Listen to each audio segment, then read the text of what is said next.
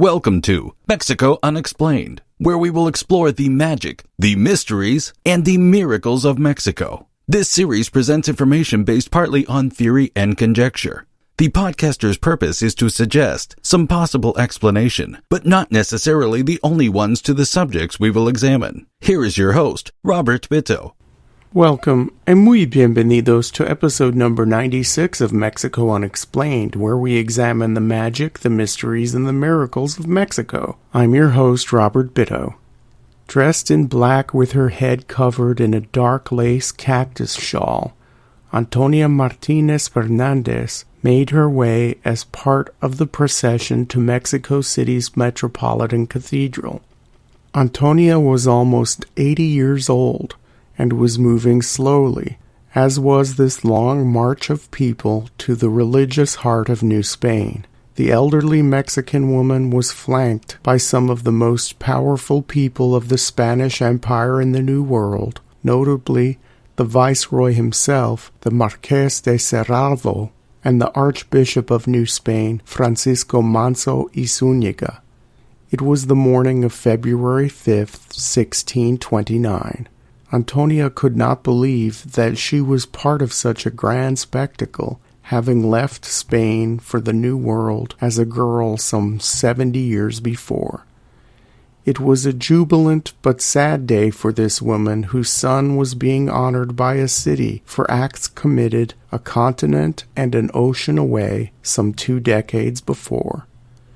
In August of the previous year, the head of the Franciscans in Mexico, Francisco de la Cruz, had presented a bull of beatification signed by Pope Urban VIII to various dignitaries in Mexico City, the Archbishop, the Viceroy, and the members of the City Council. The Pope had honored the city by beatifying one of their own, the Mexico City-born Felipe de las Casas, known thenceforth as the Blessed Felipe de Jesus. Felipe's mother, the elderly Antonia, had prayed the night before for the strength to participate in the solemn ceremonies and festivities to honor her son. She was too tired to take part in the masquerade held that night, or to view the fireworks to be set off in her son's honor. The officials of the city were proud of Antonia's son, and spent a great amount of resources to mark the first official feast day of the first person born in the New World and the first Mexican to be recognized by the Pope in Rome to be put on the track for sainthood. Felipe de las Casas would eventually be canonized by Pope Pius IX 233 years later in 1862. No one knows exactly where in Mexico City Felipe de las Casas was born, or when, as no baptismal records exist. His year of birth is recognized as 1572. His parents were peninsulares, or those born in Spain, and both of them had immigrated to the New World less than a half-century after the conquest of the Aztecs and the fall of Tenochtitlan. It is unclear whether or not Felipe's parents had come from moderate wealth, or if they were members of the merchant class of New Spain. As a youth in colonial Mexico City, Felipe had been noted as having several different professions, from silversmith apprentice to soldier. Much of his early life has been taken from second-hand accounts written many years after his death. The future saint was said to have had a kind of bad boy childhood, and has been described as restless or mischievous, and got into more than his share of trouble. Early church biographers struggled to piece together the saint's early life, which included very little saintly material. The young Felipe joined the Franciscans in Mexico City to bring a sense of order and discipline to his life, but grew disenchanted with the monastic life a few months after entering the friary. It was around the age of 17 or 18 in the year 1591 that Felipe's father gave him some money to sail to Manila in the Spanish Philippines in hopes that his son would start a business there. Felipe's early years in Asia are unclear, and early biographers note that he took advantage of all the liberties that a bustling port city had to offer.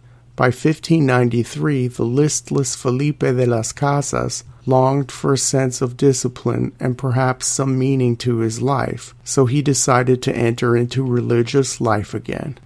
Documents show that Friar Vicente Valero, the master of novices at the Santa Maria de los Angeles friary in Manila, admitted Felipe de las Casas on May 21, 1593. Felipe would have been 21 years old. He had chosen a particularly severe order, a group of descalced Franciscans who embraced a strictness in dress, work, and prayer, and who ministered among the poorest of the poor of Spain's fledgling colony in Asia. This order of Franciscans was so regimented and thorough that King Philip II of Spain put them in charge of evangelizing the Philippines in 1576 with wider aspirations for Asia. The Santa Maria Friary, where the young novice Felipe resided, was the center for the Franciscans' greater ambitions in Asia. It was from there that they sent out unsuccessful missionaries to China, and it was there where they strategized and formulated their plans for expansion into Japan, which began the same year Felipe entered the order. The Jesuits had already established a beachhead in the Japanese home islands, and other Christian orders looked to this ancient country to expand into. The Japanese government, then headed by the regent Toyotomi Hideyoshi, had allowed a limited number of foreigners into the country and had tolerated the new practices of the Christians, although they were closely watched. Felipe's life at the Santa Maria de los Angeles friary in Manila was a quiet one, and he was described as contemplative and hard-working. He showed great talent helping out in the infirmary, a later biographer would write. His life as a novice was ending, and soon Felipe wanted to be a priest. Because the bishop's seat in Manila was vacant, Felipe asked permission to return to Mexico City to take his vows. Permission was granted to him, and in July of 1596 he left Manila bound for Acapulco on a Spanish galleon with other passengers and cargo. The ship, ironically, was named the San Felipe. On board the ship was another descalced Franciscan named Juan de Pobre, who kept a diary on the voyage. Much of what survives about what happened after Felipe de las Casas left the Philippines comes from Juan de Pobre's writings. As soon as the galleon San Felipe left the South China Sea, it encountered a series of bad storms. Between August and October of 1596, the ship was tossed about, severely damaged, and unable to navigate. By mid-October, the ship found itself off the southern Japanese island of Shikoku and put into port at Urado. The officials on Shikoku did not know what to do with these foreigners who they suspected as being part of some sort of scout force of a Spanish invasion. For weeks, the local Japanese officials squabbled with the passengers and crew of the San Felipe, and the situation for those shipwrecked became worse. They decided to travel to Osaka to meet with the Spanish ambassador, another fellow descalced Franciscan by the name of Pedro Bautista, who also had a small mission there. The young Mexican Felipe de las Casas undertook the journey to Osaka with Juan de Pobre and two merchants who were passengers on the ship. They wanted to obtain guarantees from the supreme leader of Japan that they could effect repairs on their ship and be let free to continue along their way to Mexico, with all of their cargo returned to them intact. When the four arrived in Osaka and met with the Spanish ambassador Pedro Bautista, Bautista assured them that the ruler of Japan, Toyotomi Hideyoshi, would put pressure on the local officials at Urado to let the San Felipe continue its journey. The Franciscan overestimated his influence at the Japanese court. Hideyoshi was already distrustful of foreigners. He had heard that the cargo of the galleon was worth over 1.5 million pesos, and there were also arms on board. The Spanish ambassador had no other allies in Japan to whom he could go for help. Not even his fellow Christians, the Jesuits, would assist in their cause because, as previously mentioned, they saw Franciscan encroachment in Japan as a threat to their total domination over Christianity in the region. With only 7 other Franciscans in the whole country, no allies, and no money to bribe the local officials on the island of Shikoku, the young Mexican friar and his entourage were at the mercy of their Japanese captors. The situation soon escalated. The San Felipe was formally impounded by the Japanese government, and the castaways from the ship, along with the few Japanese Christian converts from the Franciscan mission, were jailed in early December of 1596. Hideyoshi, once sympathetic to the Franciscans, eventually ordered the execution of those jailed. The Japanese ruler explained, quote, "Some years ago, fathers came to this realm preaching a diabolical law of alien kingdoms, introducing the customs of their lands, troubling hearts of the people, and destroying the administration of this kingdom." End quote. After weeks of imprisonment, on January 3, 1597, guards cut off the left ears of the prisoners and paraded them around the city of Kyoto in wooden carts. The parading of the prisoners also took place in a handful of other Japanese cities. In addition to suffering through the extreme cold of winter, the prisoners suffered abuse at the hands of the Japanese public. Ordinary people came out to greet the parade with a volley of stones, and angry citizens would shove weeds down the throats of the prisoners. The last stop on this grisly procession was the city of Nagasaki. On a hill outside of town, on February 5th, 1597, the prisoners were taken out of their wooden carts and promptly crucified. The young Mexican man who had lived a short life of piety in Asia was the first to die. News of the martyrs soon spread outside Nagasaki. Christian converts and a few remaining Spaniards and Portuguese had heard of the execution and had visited the site soon after.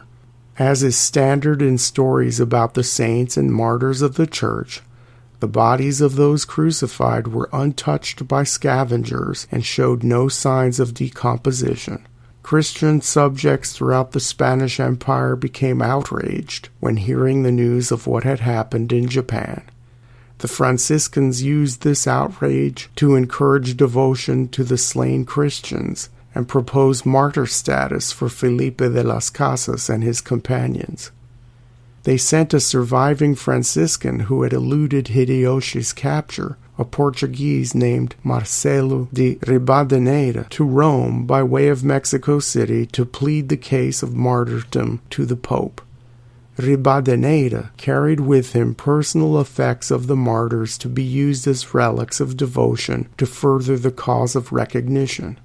While there was initial interest in the case for martyrdom for Felipe and a growing devotion to him in Mexico City, by the time Ribadeneyra left Mexico, interest in the homegrown holy man waned, and people returned to their traditional devotions to European saints and manifestations of the Virgin Mary that had proven track records of miracles and intercessions.